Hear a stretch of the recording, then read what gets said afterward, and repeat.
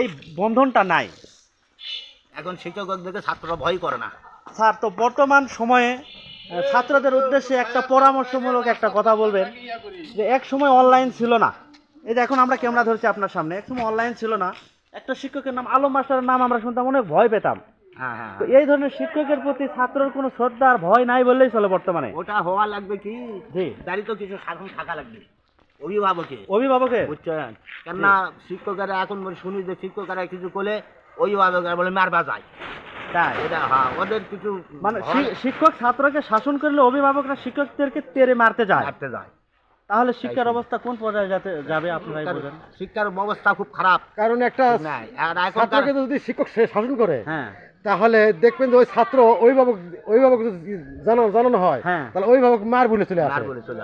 তাহলে শিক্ষকেরা কিভাবে তাহলে শিক্ষকদের মধ্যে ভয় হয়ে গেছে। আর এখনকার শিক্ষকেরা অনেকেই ভালো জানেও না। মানে শিক্ষা হচ্ছে কিন্তু সুশিক্ষা নাই, সুশিক্ষার অভাব। হ্যাঁ হ্যাঁ, তো আপনার জন্য শুভকামনা এবং দোয়া রইল। আল্লাহ পাক আপনাকে দীর্ঘায়ু কামনা করি। সালামু আলাইকুম। আচ্ছা, আসসালামু আলাইকুম। এলা লোক তো দর্শক পাওয়া যায় না, বুঝলি? আল্লাহর আচ্ছা, ফেসবুকে দিবা। হ্যাঁ, না আমাদের ভাই রাজ করে দাও।